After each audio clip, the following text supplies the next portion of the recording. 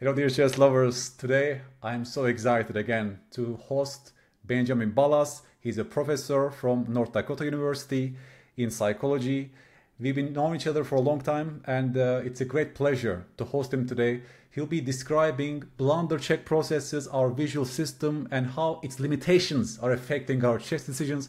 I will learn a lot from Ben today, and I'm sure you will also learn a lot, guys. We will also give practical deep tips, hopefully, when it comes to blunder check process and get some valuable insights from Ben today. Ben, it's a great pleasure to host you in this show. Thank you Oh, so much for coming. thank you very much. Thank you for the invitation. I'm very excited to be here. Yeah, Ben, as I said, I mean, you've always been in my mind ever since I started this podcast format, basically. We are here to talk about some interesting parts of chess, psychology, cognition, expertise. You wrote extensively about it in your Lichess blog called Andy Patzer's blog. That's actually how I read your blog so far. Folks, please go and check Andy Patzer, Lichess blog by Benjamin Balas. It's fascinating stuff, what he's writing about. And specifically, since you're an expert in visual cognition and how our visual system works, today I want to ask you some questions. Please explain to us, Ben, why we keep on blundering, why we miss out on those sniper bishops, and how our visual system limitations affecting our chess mistakes, so to speak. Yeah, so that will be sort of my first question to you. But maybe briefly, before we dive into that, can you briefly explain to us your chess history and your improvement history? Very briefly, please. Sure, I can. First of all, I feel like I should say I'm a much better vision scientist than I am a chess player. Yeah. I'm very much an adult improver who is still learning all the time and still trying to get better. I Yes. started playing chess when I was in grade school. I'm sure, like many folks who are maybe joining the recording today, I think my first chess games were probably in first or second grade. Right. And I think, like a lot of young players, I struggled with the discipline of studying and learning openings. So I enjoyed the game, but I wouldn't say I was a very sophisticated scholastic chess player. Right. But sort of did well enough to enjoy the game and play in tournaments in childhood. And really, I pretty much quit playing the game after about junior high school or so. So I had Uh-huh. a very long break between my scholastic career of playing chess and returning to it, honestly, during the pandemic, which I Okay. think many people did because we all Yeah. found ourselves at home Right. and realizing we could do things like play online chess to make Right. contact Right. with people and have fun playing this great game together. Yeah. So really, I rejoined sort of the chess playing community in my early 40s. And by that time, of course, I had all of this training in visual cognition that made me start thinking about the game very differently Right. and experiencing the blunders that I was making through the Yeah. lens of someone who thinks about visual cognition and really trying to think more carefully about what we understand about the mind and the brain and the visual system in particular that might help me understand why things go wrong the way they sometimes do, I should say Right. frequently do in my games. Frequently. Yeah. Yeah. Also in my own students' games, they keep missing out on those sniper bishops, long distance pieces, right? It's a huge problem for beginners. I'm actually working on a blunder check course right now. That's perfect timing for me, Ben. I think I can even implement some of those lessons today in that course, some practical tips, some ideas. So that's perfect timing. So maybe, by the way, what is your Lichess rating right now currently? You keep improving, right? Yeah, so right now I think my rapid rating is right around 1800. Cool. I think my blitz rating is somewhere in that neighborhood. I think I just dipped below 1800 the other day. And Right. my bullet rating is just approaching 1600. Cool. And you don't play in OTB tournaments too much yet, right? No, not yet. Okay, not yet. Hopefully at some point. Yeah, I really enjoyed your blog post as you were describing some of your personal mistakes in terms of blunders and you were tying it so clearly to the visual cognition. Shall we start from there then? Because you talk about visual crowding and how that actually causes chess blunders. Can you please describe to us what visual crowding is in this sense? I can. I think I'd like to start by giving everybody a sense of kind of what we mean when we talk about constraints on the visual Yes. system. And I think the simplest way to start thinking about it is to say, when we consider the way a chessboard gets delivered to something like a chess engine, there's sort of Mm. perfect information about the entire board and where every piece is on the board. The thing is, that's not how our perceptual systems take in that visual Right. information when we look at the chessboard. Your visual system is not the same everywhere in your visual field, and that Mhm. means you have a different experience of seeing different parts of the board. And I can just share some slides quickly, I think, to help illustrate some of these ideas. That would be great. Thank you.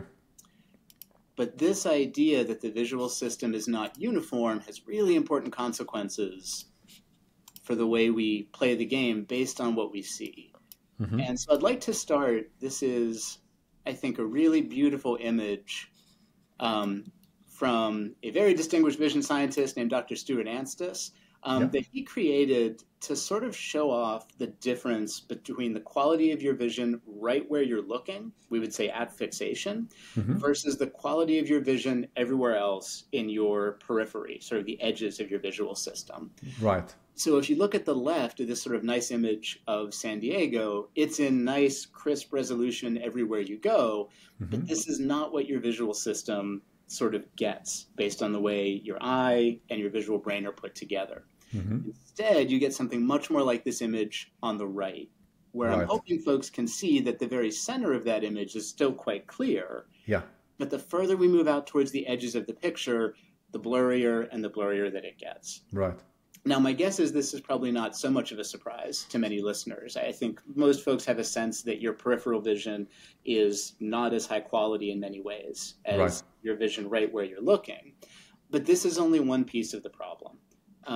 Because while your peripheral vision is also lower acuity than your central vision, there is also this problem of visual crowding. And to illustrate what this is, I have another slide for folks to look at. I'm just going to jump down to this one. And if folks looking at this image could keep their eyes on the plus sign right in the middle of the slide, my guess is that while you're looking at that plus sign, it's probably quite difficult to recognize the letter that's in the middle of that group of three letters off to the left. I'm sure everyone can see there is something there, but it's probably a little challenging to work out exactly what. Yes. You might be tempted to say this is a consequence of this reduced acuity I just described in our palm tree image. Here's how we know it's not. If I go to the next slide and I put a single letter N off to the right. Now it's much more clear. Yeah, so if you rise on that plus sign, that single N is probably pretty recognizable. Yes. A little blurrier, a little worse, but still something you can read. So this isn't a problem of your reduced acuity. The problem, and everyone can take their eyes off the plus sign now, problem is that on the left, we have these letters that are to the left and to the right of that letter in the middle that we're trying to see. And this is the situation that we refer to as visual crowding. Those flanking elements, or flankers we call them, somehow interfere with our ability to clearly recognize that target in the center. So beyond that reduced acuity, there's this extra effect of having items nearby a target that's in the periphery. Right. So that's the phenomenology. That there's sort of this extra bottleneck, we say in visual processing, where you simply can't get high quality information about what's in that periphery because of the presence of these other elements. And that's called visual crowding. And to my mind, I'm reminded of this fianchetto bishop that is surrounded by pawns and the king that causes the crowding itself, right? That's why we are missing that fianchetto bishop, because of also, not because it's such a long distance to us, a little bit peripheral vision, but also there are so many pieces next to the bishop, usually, right? That is also make it more difficult to spot such sniper bishops. Yes, no, that's exactly the idea, is that chessboards are cluttered places. There's many pieces everywhere. So while you're looking at the center of the board, perhaps, to try and understand what you're doing there, visual crowding is affecting your ability to say exactly what pieces are in exactly which places out in your peripheral vision. Yeah. So this basically is one cause of chess blunders, right? So far we discussed peripheral vision, visual crowding, and chess being such a complex game. It's a very crowded places, as you say. It increases the chances for, at least for beginners, to make more blunders. But then the question becomes, how come chess experts almost never miss out on such sniper bishops? Yes, very good question. And I'm going to give you one hypothetical answer to it, just to get people thinking, because there's some very exciting studies I've talked about in my blog that speak to this. Yes. One thing you might think is that perhaps experts are simply better at making sure they move their eyes around the board, because crowding does not happen, or I should say happens far less, in the center of your visual field. and Right. neighborhoods sort of nearby right where you're looking. So one thing you might imagine is that experts are simply more disciplined at making sure they move around to put every part of the board in central vision and make sure they're getting that good information about which pieces are in which locations. Right. But here's the interesting thing. That's not the case. They actually seem to move their eyes a lot less. And I'll scroll down to show you some data about this. Perfect. And we know it from eye tracking experiments, yeah? Yes, that is done on experts. Amazing. Yeah. Yes. And just to give people a sense of what we mean when we talk about eye tracking, Yes. these are experiments where we ask people to use equipment like you see here. This is what we call a tower-based or tabletop-based eye tracker, where someone sits in the chair at the right, puts their chin inside that chin rest, and we are recording what their eyes are doing when they look at the monitor that in this picture is off to the left. Right. And what we're recording is what their pupil looks like, and also, in most cases, this little feature, this little highlight called specularity, the corneal reflection, or one of the corneal reflections, that changes its relative position to the pupil as you move your eyes around to look at different parts of the screen. So this image is showing you how the pupil and that corneal reflection might end up in different positions as you move to look around the monitor. Using this, we can get really good records of where you are choosing to put your central vision as you're doing something like playing a game of chess. Right. And in a number of different studies, different groups have examined what experts compared to intermediate players do when they're asked to do things like solve simple puzzles, solve other kinds of memory tasks when they're looking at chessboards with pieces arranged in different configurations. And this is one example of the kind of data we might get. Each of these little dots in this image is showing you where the eyes landed on the chessboard for a group of intermediates at the left and a group of experts on the right. Right. And data like this has revealed a number of different things about the way experts seem to move their eyes on average when they're playing the game.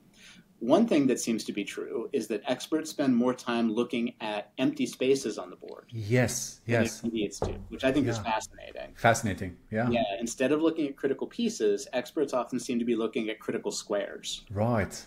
Right. Even ones that don't hold pieces right now. By itself, that's really interesting. But the other data point I think is really cool and makes us really rethink what experts are doing differently to sort of understand a chessboard visually than less expert players, is that in a lot of situations, experts simply aren't moving their eyes very much at all. Wow. So you can sort of see this in this little figure from one of the papers I discuss in my Lichess blog. What you're seeing here are, again, these sort of plots of where the eyes went. In this case, on just a 3x3 board, where players were asked to solve, I think in this case it was a check detection puzzle. Yes. To indicate whether the king was in check in the configuration of pieces in this board. What I hope folks can see here is in the top row, when we look at the novices, for example, we can see they're making fixations to many different parts of the board. But the expert players really just kind of keep their eyes locked right in the middle of the board, taking that information in from that whole space without moving their eyes to look at it. Okay, so this is actually pretty amazing data that you're showing us right now. And does it then mean that despite the fact that the expert is looking at the center, his peripheral vision is still gathering information about those checks somehow? Like, how come then they are catching those checks very quickly in this case? Yeah, that's the thing, right? You would expect that the thing the experts are doing makes them more susceptible to visual crowding. So how are they doing so well? Right. And I should say, in this study, they outperformed the intermediates and the novices, which you would expect, even though they weren't moving their eyes very much. Interesting. Right. So the story here is, I think, a really cool one. And it intersects with other interesting work about this idea of chunks and sort of stored templates in expert chess players. One thing I should say is there are some ways that we think the visual system sometimes manages to escape or sort of limit visual crowding. There's a number of different stimulus factors, things that are different about the picture sometimes, that determine how bad the impacts of crowding seem to be. And I think one important one that helps explain what the experts are doing here is this idea that if you can sort of group those flanking elements in some meaningful way, that tends to reduce the impact of those flanking elements on your recognition of the target in the center. Right. So to make this concrete in terms of things like a fianchettoed bishop with a castled king, that is a particular piece configuration expert players are extremely familiar with. Right. And my guess is that they are then able to sort of group those pieces together into a sort of big chunk, a big holistic piece of visual information, which means they crowd the thing in the middle less. Yeah.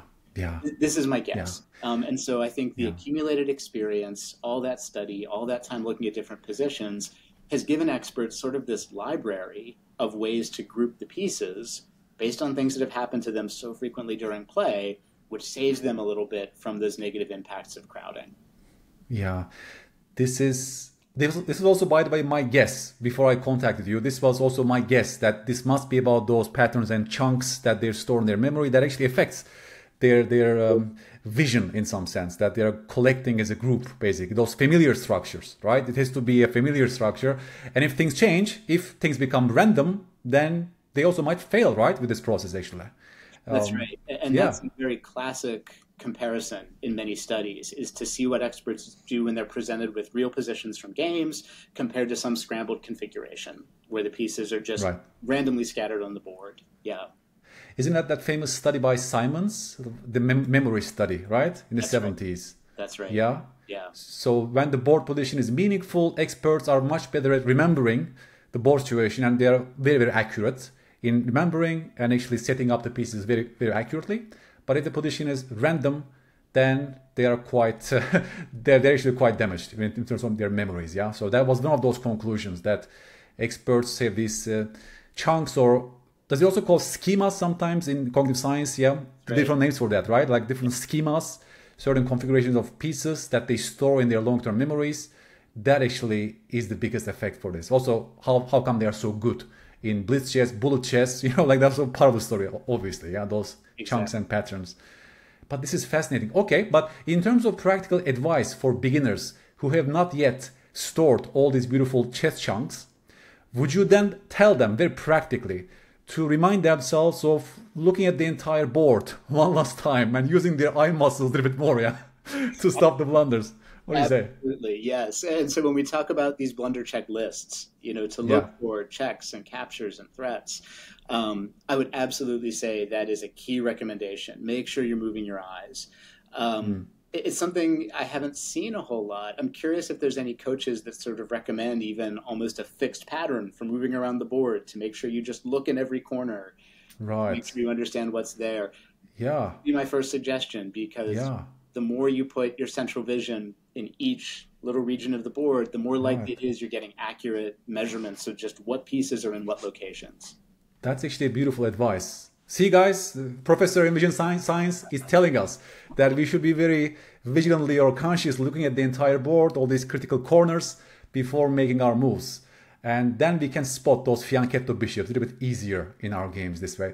Another advice that I like about this is solving discover attack or skewer or pin puzzles, because they almost always involve those long range pieces, right? So you have to look at those long range pieces to solve those tactical puzzles. I think it's quite useful as well to train this eye of scanning the entire board and looking at those corners as well. So these are the two very important tips, as far as I know as a coach, that can reduce such blunders. Can I tell you one thing I've been thinking about lately? And I'm not sure if anyone has looked into this in any visual cognition research, but I'm super curious about this. So on Lichess and many other platforms, you can choose what pieces you will use to play the game. And they're all different designs in some cases. Some of them are really silly. Some of them are sort of classic with different modifications to what the pieces look like. I really wonder if there's been any examinations of which pieces are more sort of discriminable in the periphery as you change sets and even things like the color contrast of the background squares. There might be some interesting visual design studies to do to sort of see what pieces are kind of best for maximizing your ability. Then you choose them on Lichess and you beat your opponents like that, right? That's a very smart advice too, actually. Yeah. And are there any differences, like 2D, 3D differences when it comes to this, do you think? Like, is it more difficult to spot those sniper bishops in 3D, do you Good think? question. Do you know my guess, and it is a guess, is that 3D is probably harder. I Uh-huh. say that because I think a 3D board is going to be more complex and just have more visual features in it and more Right. ways that the pieces actually block one another because of your Yeah, point on the 3D board. So I'd suspect maybe a more difficult situation because there right. is more room for just clutter and yeah, crowding Correct. as a result of how complex the stimulus is. Yeah, So so that's a good question fascinating. as well. That's a great question, right? Has ramifications. I mean, I'm not sure. Like, should we then stand up, zoom out a little bit before we make a move? Like, that is some tips. Like, yeah, super fascinating. Yeah. Absolutely. I don't know if this is the case either, if folks have looked into this. I've been thinking Yeah. a lot lately about just the size of the board people are playing on digitally, because playing Mm. on your phone puts the entire board in a very small amount of space Right, versus right. a very big monitor. There are some reasons to think maybe it shouldn't matter a whole lot because of the way crowding scales as you move further and further away. Aha. Aha. Um, but I could also imagine that simply changing sort of the proportions of the board, it might matter. There might Yeah, be ways in which the smaller board is better because you're putting more things in absolutely. the visual field. Our followers on YouTube, please let us know. You must have some experience with 2D phones, whatever, 3D. If you're, let's say, blundering less in a certain medium, please let us know. What are your observations about this? I think there are more studies that needs to be done about this as well at some point. So we just talked about that. Yeah, when it comes to practical tips for beginners, scan the board very consciously, deliberately before you make a move. Use those eye muscles. And so discover, check, pin, skewer kind of tactics as potential. And of course, build your chess understanding, learn those chess chunks, Yes. right? Store them in your long-term memories. Of course, that comes with experience usually. That is probably the biggest explanatory factor also, that you don't blunder too much as well. Your vision changes over time. And by the way, do you know this book, by the way, by Fernand Gobet, The Psychology of Chess? I It's a have. very, very, very small book, beautiful, like a short summary of what we know in terms of science. And of course, Fernand Gobet is a big researcher, international master as well. And do you remember how he actually measured number of chunks in masters? Do you actually recall how he was measuring? Like, how do you even measure how many chunks are there for an expert, for example, or for example, how much information is there in a single chunk in expert's brain? As far as I remember, he used this method. Like, they were showing them some board configurations and asking them to remember and setting up on the next board. And each time they sort of return their gaze back to gain more information from the first board, that was sort of one chunk, right? The expert looks at the board, then it remembers, he sets up certain configurations. It could be, for example, fianchetto structure, right? Is a single hole.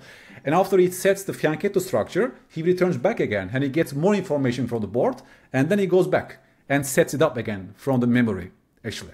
So Right. that was actually one smart way. I think that's one smart way to estimate, right, the number of chunks or how much information is there in a single chunk for an expert, right? Yes. These are some of the very interesting questions, actually. But I'm pretty sure, right, this fianchetto structure is so common, so frequent.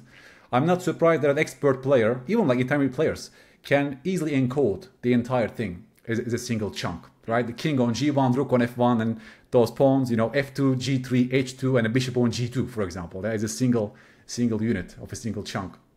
And of course, there are so many more chess chunks. It's very difficult to estimate their exact number, right? Yes. Like positional chunks and Greek gift, for example, in itself is like a single chunk, right? When an expert sees the Greek gift situations, I will show you an example. He probably sees it directly as a potential Greek gift position, that certain moves are coming to his mind naturally. Bishop h7 sacrifice and so on. But yeah, and then we might talk about some other stuff as well, like, because you also mentioned this visual span. Are they connected? Because your claim is then experts have bigger visual span than amateurs. Can you please define what a visual span is in this sense? Sure. Yeah, this is really interesting because this intersects with these ideas about peripheral vision, but Yeah. also sort of different concepts related to what we call visual attention. Just how are you Mm. able to sort of prioritize some parts of your visual field over others? When Right. we talk about the visual span, we sort of mean what is the size of that space over which you're able to sort of say, I am giving priority to this part of the board right now. How big is that? We sometimes use the phrase attentional spotlight to talk about this. So how big is the sort of light you're able to cast over the board perceptually with your attention to sort of take in information, over some region of your visual field.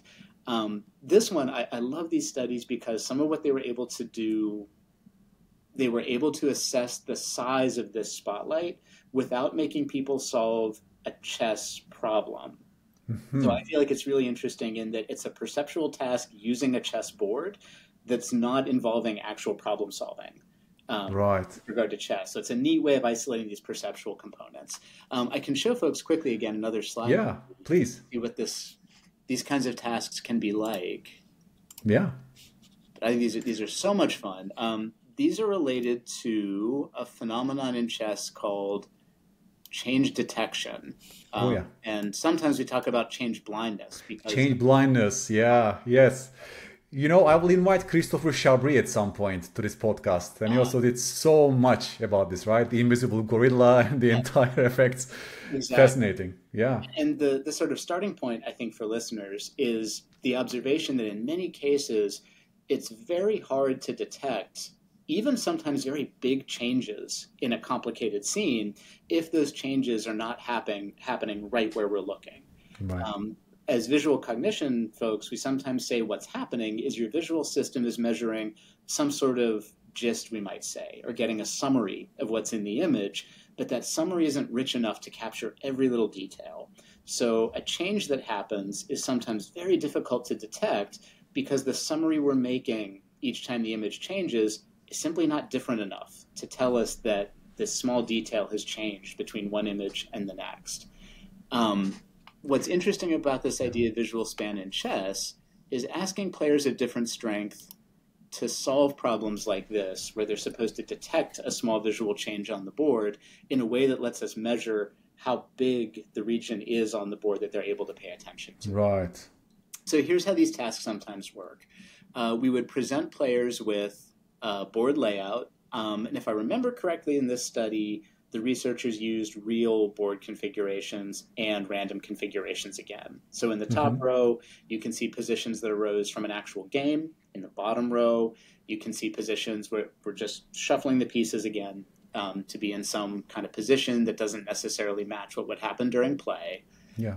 And then what we're going to do is ask people to look at this board and detect a change across different presentations of an image. So they'll see first one image, it'll go away, then a second image. Then it's replaced with the first image again. And we alternate back and forth between these two pictures until the person tells us they noticed what has changed between image one and image two. In this picture, you can see the change that we're making is changing this rook on f4 into a pawn. This is what we hope they can detect. Okay, the fun thing about this, though, is besides just measuring how quickly they detect that change and what their accuracy is in telling us what has happened, we can also limit their view of the board by imposing an actual physical spotlight on how much of the board they get to see around right where they're looking. Right. So what we're doing here is imposing tunnel vision on our participants where the tunnel can be of varying size. Right. And the idea is if you're only able with your visual system to use a very small perceptual span, there should be some point where making the spotlight bigger no longer helps you.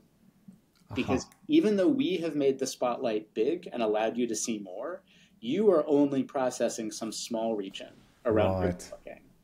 But if you're a player who has a large perceptual span and you're able to take in more board information accurately, expanding that window we're drawing is going to keep helping you. Because we're giving you information you are able to make use of as you have this wider perceptual span. So we do this with experts. I should say the researchers do this with experts, and they do this with intermediate players and novices.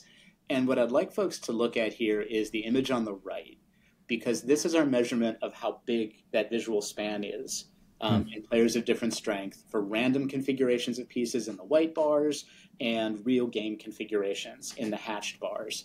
And just look at the difference for the experts all the way on the right side of this figure. When they're using chess configurations, the visual span is very large. Right. The units here are number of squares, and experts have a span of something like 25 squares on average, compared to something like 10, maybe 7 for novice and intermediate players, respectively.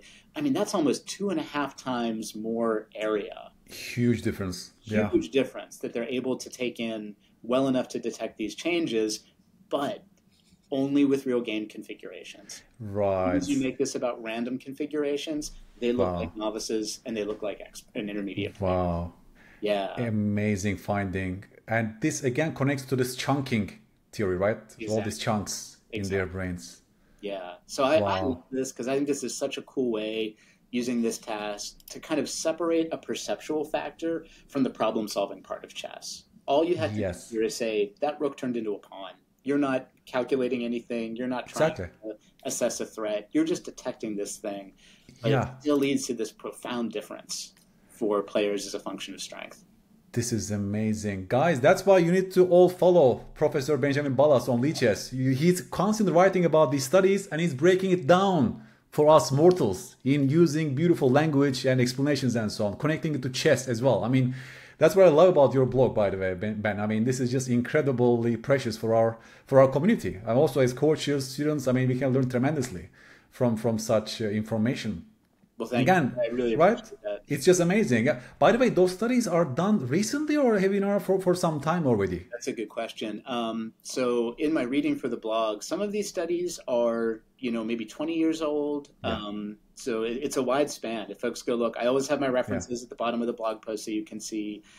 Some of them are quite recent. So there's a few I've written about that I've done in the past couple of years. Some of them are from the 90s or the early aughts. There's always more stuff to do. That's something I really want to get across to listeners. There's lots of good questions about perception and cognition. Yeah, let's discuss that. If you have endless amount of money for research, what is the most fascinating question then related to chess, do you think, right now? What would you do in terms of research? Yeah, something I've been thinking about a lot lately is what exactly it is that strong players and intermediate players are remembering about positions. Because like you say, we have some of these classic findings from Simons and de Groot years before that, comparing board memory, memory for positions in grandmasters compared to potzers like me, right? And something I was really fascinated by recently is another blog post I saw on Lichess about calculating sharpness of individual positions. Right. And you know what? I'll make sure I give you this link because I'm afraid I'm in the username right now, and I want to make sure I give credit for this because this is very cool analytics work this blogger does. It made me wonder if memory for positions is different based on something like sharpness, based on the things you can do because you've seen this position. Because something I'm very interested in is this idea of affordances. When a player looks at a position, what are the things they feel like are good plans that follow? What are spaces they want to try and occupy? What are captures that immediately suggest themselves? I'm really interested in this idea and how, I guess what we would call the dynamics of the position are also a feature of what you remember compared to just the static position. I think that's a really cool idea that I don't think has been explored very deeply.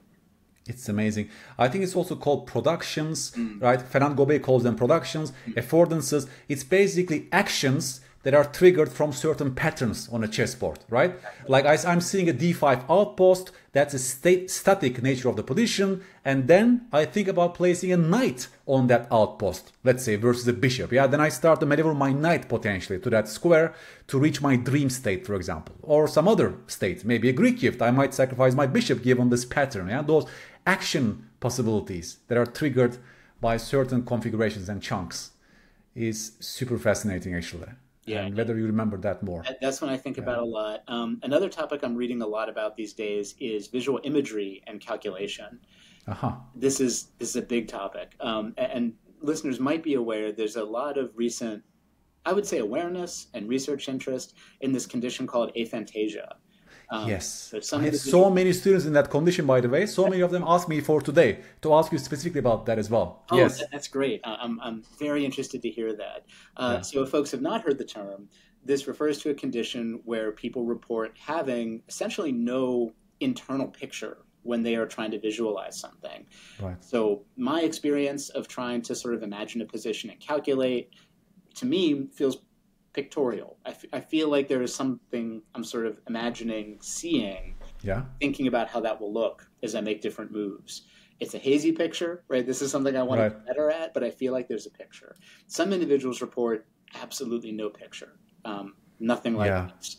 And to me, that's very interesting because it suggests maybe very different cognitive approaches to planning, perhaps a more verbal approach in some players, or something that's more explicitly about memory than sort of visual transformation. This is something I think is maybe very exciting to think about further. It's huge. Also, when I'm closing my eyes, Ben, I don't see that, this vivid image of an apple myself. Maybe I'm also suffering from that at a certain, it's not, I don't see that apple in my mind's eye right now. It's so hard for me as well. Maybe I also have that. I haven't measured yet, but maybe I also have some borderline, that condition myself, and I can calculate, I can visualize. I'm a candidate master myself. So I must be using some other processes, as you mentioned. Yeah. Right. So there's one person called Aidan Reiner that writes about this specifically. Yes. He lives in Australia. I might also invite him at some point. And I think he calls this conceptualization and not visualization. He sort of separates them. I think they're related to each other. He also gives some other masters from history that also could not see anything when they close their eyes. And they could, play perfect chess in that sense. And he was sort of reading what they were writing about their calculations and so on. And some sort of mental model, more like verbal, as you mentioned, like a verbal story of the position that is going on in their head when they're calculating and visualizing. I will ask him exactly how it looks like, how he thinks it looks like when I invite him as well. Fascinating. Do you know a question I'd have for him, because I've been trying to poke around the literature for this and I haven't found it yet. In other domains where we talk about high performance memory, we sometimes come across individuals that have a condition called synesthesia that appears to support memory and retention and recall in a lot of individuals. And synesthesia refers to this sort of obligatory mixing of the senses. So one of the more common ones is color grapheme synesthesia, where seeing letters elicits a color experience for some people, right? There's a couple different reports in the literature of individuals with very good memory that report relying on synesthetic percepts to help them because they get this extra information from the additional senses that are recruited. I am dying to know if there are chess players that feel like they experience this for positions. Or there's sort of, I don't know, colors or sounds. It can be lots of other things that get paired that sort of assist them, they feel like, in remembering what they've seen or calculating or anything like this. So I'd love to hear if Aidan knows anything about that. Our followers, please let us know if you have that condition as well. Let us know about your visualizations in that sense, whether you have similar experiences. Fascinating stuff, Ben. There's so much to talk about, like for so many ideas also when it comes to research. What we came closest to with Kobe, as you know, is the, comparing different techniques of, let's say, chess training, right? Is it about direct instruction, or is it about productive failure, or is it about discovery learning? Let's say, those three approaches to chess. And chess is beautiful because we can measure the performance objectively, right? It's like a closed system and so on. There are so many advantages when it comes to using chess for research, right? In cognitive psychology as a whole. So these are your two big ideas right now. If you have some money and apply for some projects, you would go for that. I think so. I should also say I have a student right now named Alex Knops. He actually has a paper defense later today, so fingers crossed for Alex. Oh, nice. Good luck. He's doing some work supported by a Chessable grant looking at collaboration in chess problem solving, which I think is really interesting, examining how pairs of people discuss and evaluate positions compared to individuals. And I'm sure many of us have analyzed positions with friends or a group of people. And I think that's really cool work too, to sort of... Wow, that's actually amazing. We were discussing with Solvay recently about this, about group teaching, group coaching, peer feedback, protege effect. You become a teacher when it comes to teaching others and so on. The whole discussions in a group, the advantages of that for chess learning. That's fascinating research out there. That you are now testing this, right? On Chessable grant. Alex is just getting started. If you ever want to talk to him one of these days, he might be very excited to tell you what he's finding out. Cool. It's really cool work too. I will be definitely following up on that research. It's amazing. Yeah, it's also great, by the way. Chessable also supports such research that connects to science and chess, by the way, guys. We should give kudos to the Chessable science team. They really support this kind of research as well. Yeah, so did we touch on big things, Ben? Is there something that you still want to show in your slides, or something that we missed? Otherwise, I can show you some positions in my database. Let's look at some positions. That sounds yeah. Let's look at some positions, right? Because I think we touched everything. Yeah, because this is the final part. Now we are moving to, let's say, the most blunder check process. And can checklists, for example, help us? I also want to hear your opinion about this. Especially for beginners, can checklists consciously asking and going through certain checklist questions, can they be useful for us when we are searching, at least trying to prevent some blunders on a chessboard, right?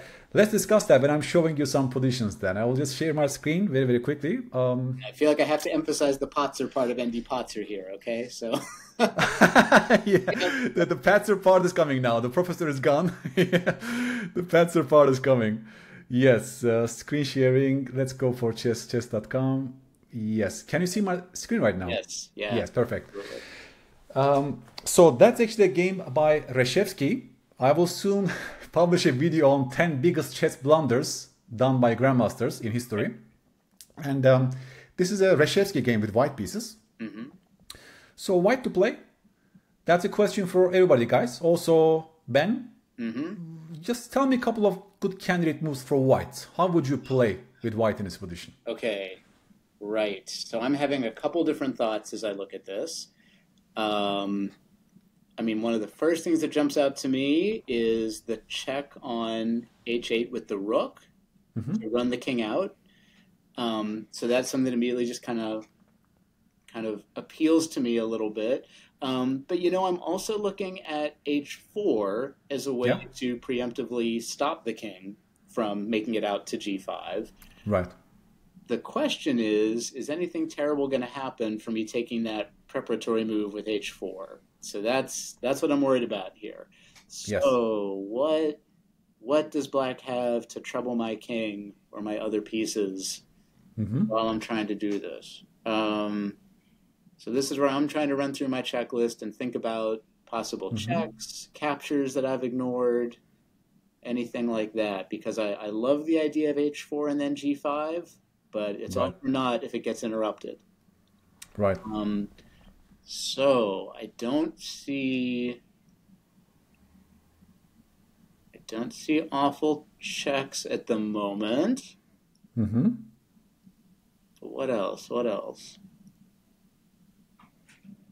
I think you're on the right track. You're looking at the right candidate moves. I'm going to be bold with h4 and say I feel like this is a way to start. But are you then missing out on this sort of sniper bishop on e7 before you play h4? See there. We discussed that today, man. You need to look at the entire board. This is the thing, right, folks? This is absolutely the thing, right? I say it out loud. I've just been telling you all about this, and I ignore the bishop. Yeah, you showed us the scientific basis of your upcoming blunder, Ben. There it is. Yeah, so help me out. What are we supposed to do? But you should be happy because Reshevsky's blunder in the actual game was much worse than your blunder. I will now show you guys what Samuel Reshevsky played in this position with white pieces. Let's see. Reshevsky played the move queen takes g6 check in this position. Oh no. I'm not kidding. It's a classical game. Oh no. I'm not kidding. He thought that's just checkmate, and then he missed out on the sniper bishop on b1. That is fascinating. Right? And the thing about that interests me, just from the vision science side now, right? Put on my much more capable hat. Yes. I would have guessed that bishop was not super susceptible to crowding because it doesn't have much around it. And that's exactly why I picked this position for you, Ben. I spent maybe an entire day searching my database, trying to find those positions where we connect sniper bishop with visual crowding and without visual crowding, right? That's one of those cases that visual crowding is not here because there's no piece next to this bishop, right? Yeah. So could it be then it's about lack of chunks? Because usually in chess, there is no bishop on b1. That's not like a typical fianchetto bishop we are looking at, right? It's very unusual, in fact, that the opponent piece ends up on a square like this, actually, on a chessboard. Can this be one explanatory factor behind Reshevsky's blunder in this case? I think so. And another thing I think is interesting to think about, and again, I think this is a topic that hasn't been explored very deeply in the research. I described that perceptual span idea earlier, and this idea that expert players have a larger perceptual span. I think folks should understand that spotlight, it's dynamic within an individual. And I think this might be a case where, perhaps that desire to find the right attack in the neighborhood of the king for Reshevsky narrowed that span, right? He was prioritizing things that were happening directly in this neighborhood visually to calculate, and simply limited his attention, not his perceptual bottleneck, but his visual attention to that neighborhood right around the black king. Interesting. It's always hard to read the tea leaves. I can't tell you that's exactly what happened, but the kind of thing I think would be interesting to understand is how that span changes for a player in different situations as they're calculating different things. Right. Because if I remember correctly, so many things happened next to the black king in the last 3 or 4 moves, right? On the king side, like so many action took place. Queen took on f7, rook went to g8. But the bishop was completely out of the picture, basically, in all these recent moves. And at this moment, the bishop being on b1 was very relevant, actually. Yeah. And he blunders like that. So the best move, I think, as far as I can see, because I don't have the solution, but I will also, as far as I remember, I actually know the answer. But I will actually tell you the correct moves. I think there are 2 different solutions. Okay. My solution right now, I found it right now, is the move g5 check, right? I want to go g5 check. And let's visualize without moving the pieces. Bishop takes g5, rook h8 is mate. Yep. Can you see it? That's the short line, actually, Ben. Yeah? g5 check, bishop takes g5. I'm blocking the king's escape. And then rook h8 is mate at that moment. So this leaves us with only king takes g5, right? King takes g5 is forced. And then I'm seeing the move h4 check. That's also a very forcing move. The king has only 2 options. If king h8 back, if king h6 back, that's easy. Rook h8 is still mate at that moment, right? Because my h4 pawn is blocking your king. So this leaves us with only king takes h4 at that moment. And then I'm seeing the move queen f4 mate. Can you see it? I can, yep. Queen f4 mate at that moment, if I'm not wrong, is actually mate on the board. So actually everything is very forcing in this sense. g5 comes with a check. As I mentioned, guys, that's actually mate. This leaves us with this. So he was so close to mating the black king actually. And then he blundered. Yeah, that's the short line. And if king h6 in this position, then rook h8 again is finishing off the game. So he could force a mate in 4 if I'm not wrong from this position. And then he took on g6. The funny thing is that he was completely lost in this game. He swindled his way to reach this position only to throw it away. The move queen takes g6. Now compare this position please with the next one. If I'm not wrong, I will show you now. Yeah. So it's black to play. Yep. Black to play again. What would you play?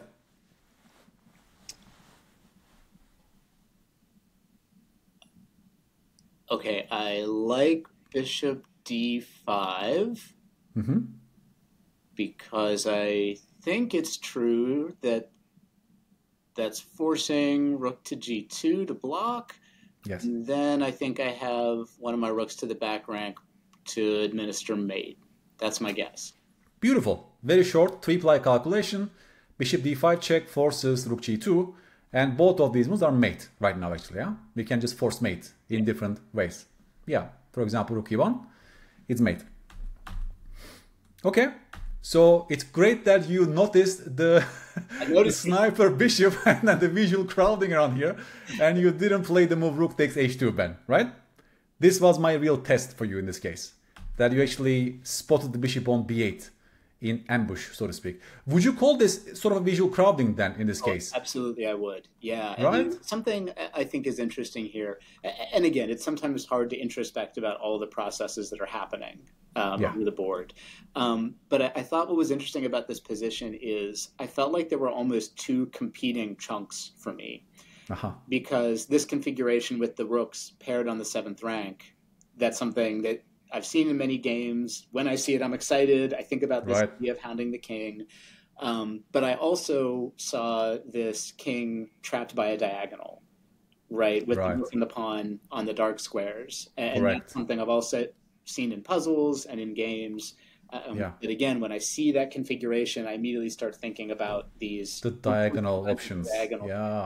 Yes. So, this was a case where I felt like I had 2 different patterns in mind. Correct. It encouraged me to make sure I was looking at both of them very explicitly. Absolutely. Absolutely. Yeah, the funny thing is that you don't need one of these rooks, yeah, to give the final mate. Like this rook also in its position could not be here, and the same mate would still work for us, yeah. Rook bishop d5, rook g2, rook e1 is actually mate. Yes. The function of the second rook is just to confuse you about rook takes h2 ideas, actually. Yeah. Right. Yeah, and good that you spot this. I modeled this example in a famous game between Steinitz and Chigorin, the most painful single game in World Championship history. Chigorin was down with one game. It's the penultimate round, I guess. If he won this game, then he could equalize the match, World Championship match. Chigorin, in a very similar position, he blundered in a way that his bishop was guarding the pawn on h2 in a very similar position.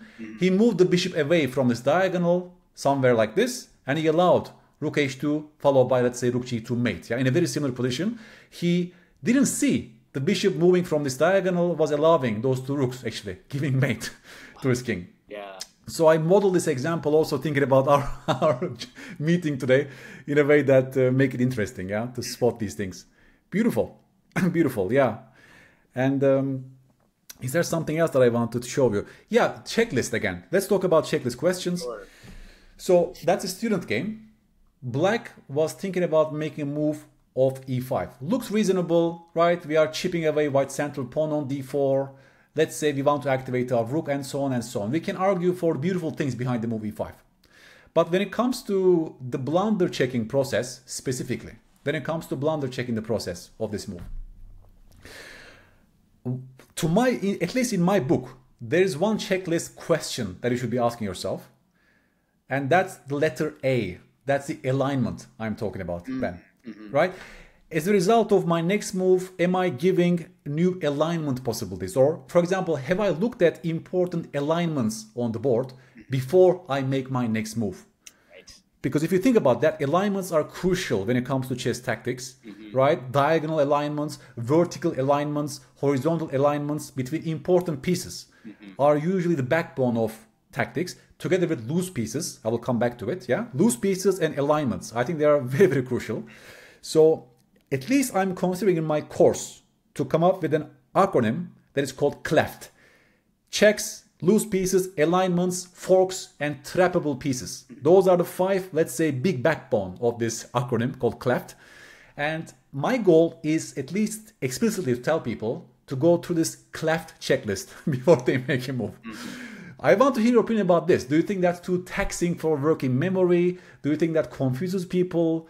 Right? But the goal is very clear, yeah? To give some direction to people that doesn't have so many chunks yet. Not so many processes have been automatized yet. So if they ask themselves certain questions, we can come up with some other questions, by the way.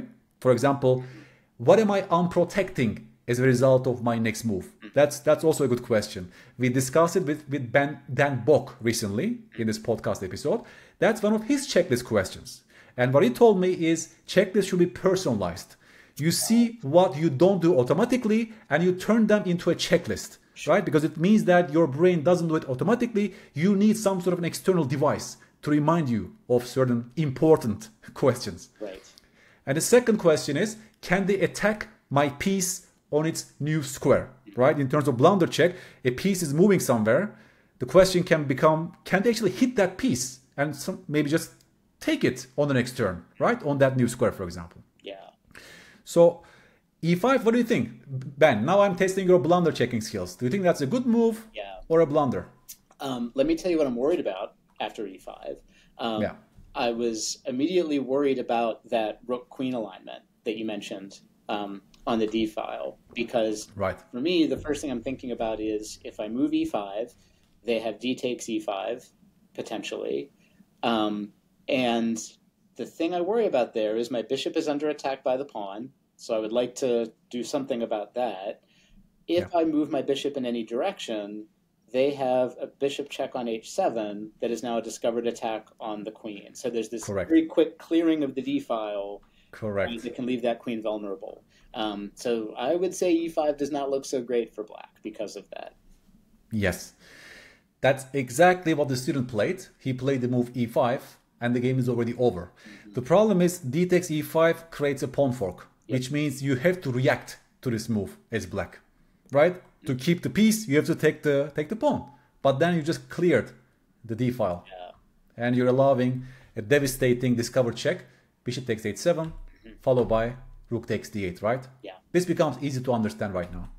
But can you do it already from this position? That becomes the crucial question, right? Yes.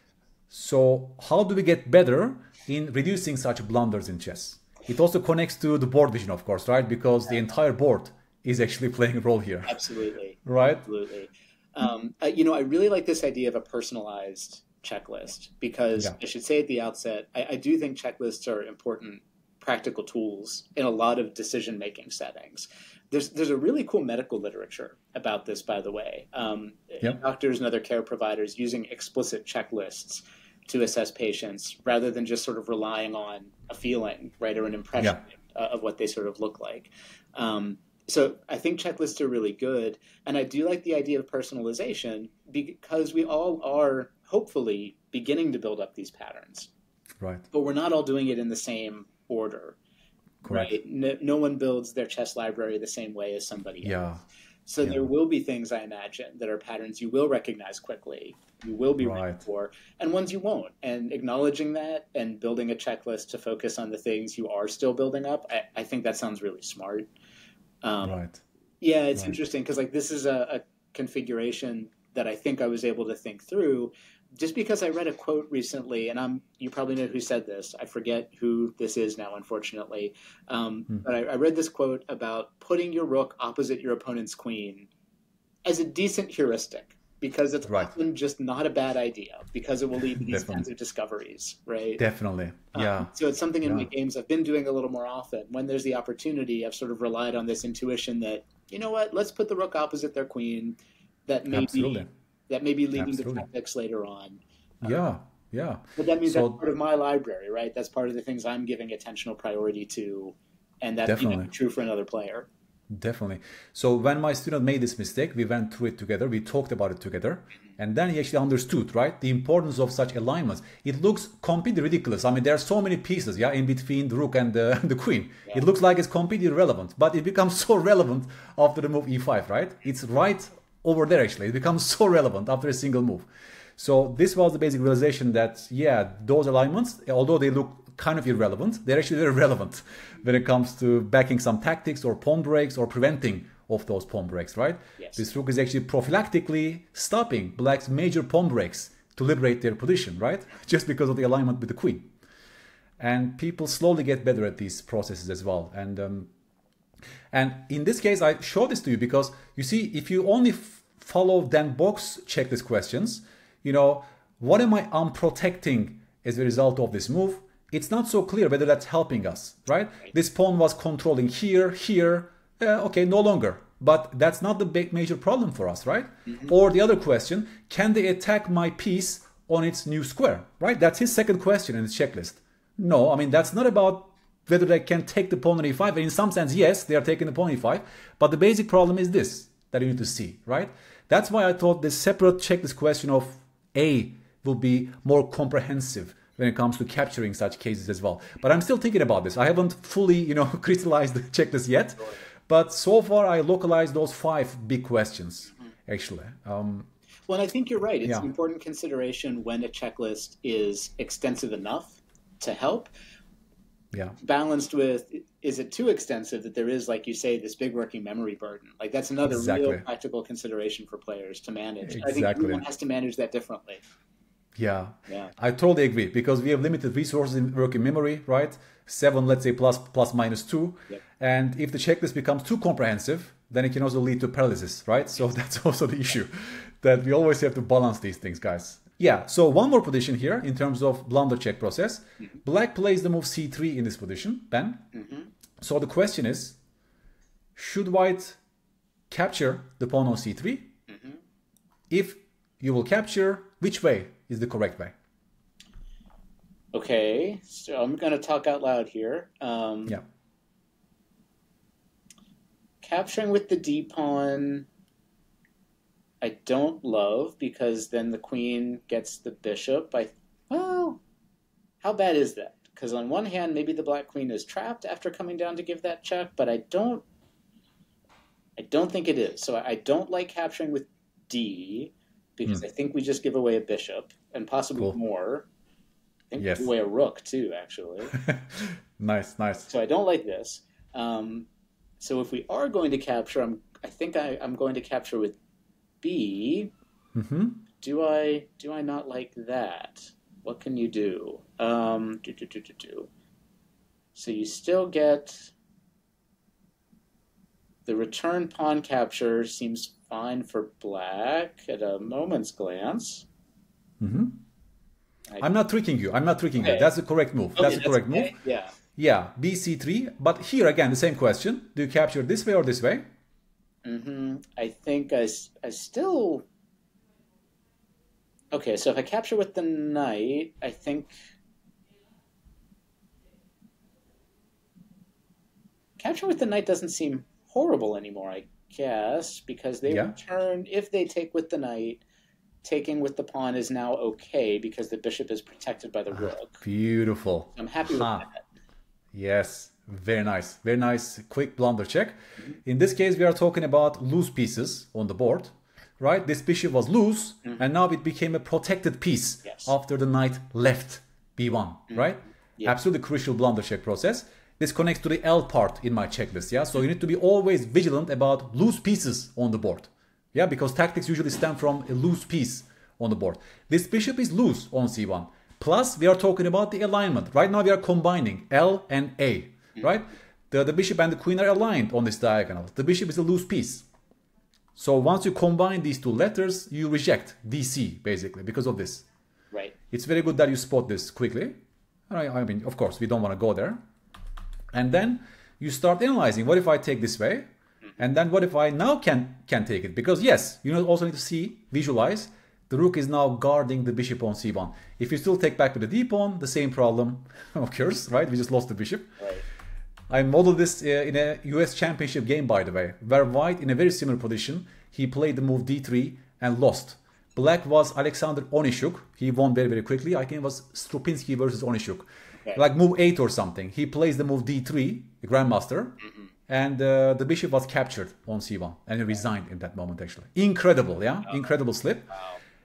Again, I think it's about patterns because usually the bishop on c1 in the opening is a protected piece, either by the queen or you already moved the knight somewhere and the rook protects the bishop. Yeah. So at that moment, he didn't see the bishop being a loose piece on c1. That's the only explanation to my mind, at least, right? Or maybe he completely missed the queen on g5, which is also, I don't think that's very likely. Like he's a grandmaster, the queen just took on g5 on the last move, right? There were so many prompts in the position about that, but incredible slip. Do you know what's interesting about this? Just thinking through my own sort of analysis of this here. Do you know this concept from visual search called inhibition of return?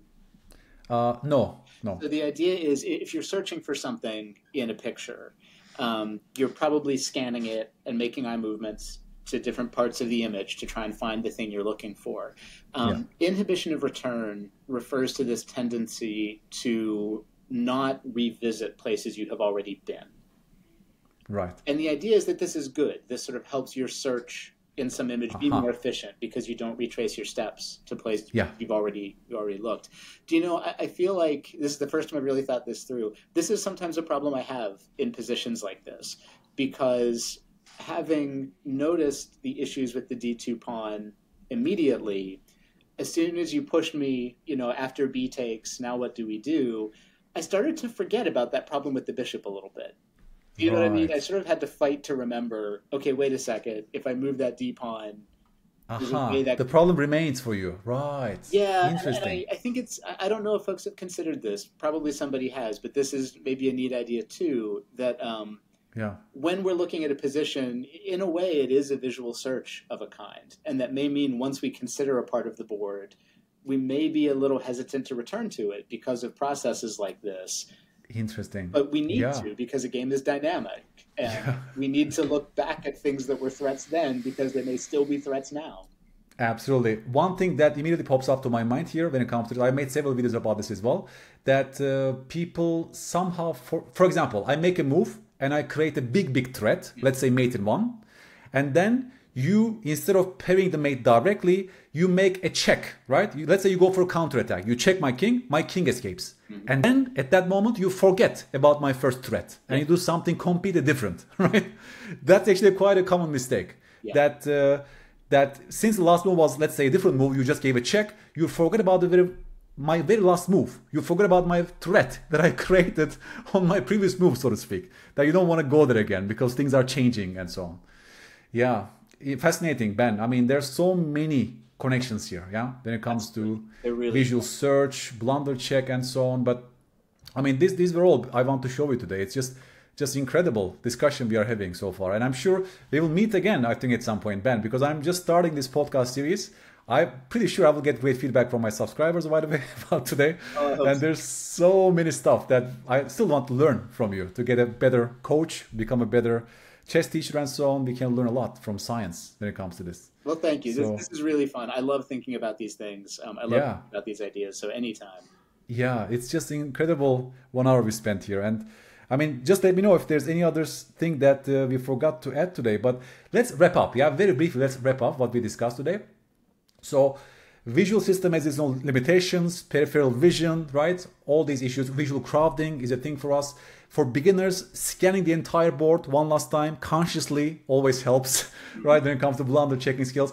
Obviously, becoming a chess expert helps. So we need those chunks and patterns, guys. We need to, trust the process of chess chunk accumulations across the years. And that explains experts being blunder prone most of the time, not always, of course. And then we discussed some checklist questions, some practical tips when it comes to that. And you gave us amazing insights on those scientific studies. I have to now go back and reread them in your blog to have a better idea about those studies. Because, the data is out there. We just need to have people like you that summarize it beautifully to us and connecting it to chess expertise and coaching. And you're an improving adult yourself. It's just a perfect subject for us, yeah? Because you can connect it consciously. You can remember your steps that you took for improvement. It's just the best subject, Ben, for us in this sense. Yeah. Thank you so much for coming. I mean, it's been amazing. Thank you for the invitation. This has been a really fun conversation. Yeah. And guys, please check Andy Patzer, Lichess blog post. Can you also give us the name of your Substack, Ben, please? What's the name of it? And I'll give you a link if you want to share that as well with listeners. Please, I will do it. My blog is called Science Writing from the Frozen North. And I should say that's a mix of the chess content that I write about on Lichess and also some vision science content too for folks who've been reading about the visual system independent of chess playing. Amazing. And again, guys, I hope you enjoyed it. If there are any other questions that are left unanswered, please write to me on YouTube and I will contact Ben and I will bother him with those follow-up questions. And maybe we have to invite him again, right, to answer those questions. And thank you so much for coming again. Wishing you a great day in the States, North Dakota. You as well. And catch you again very, very soon. All right. Bye-bye.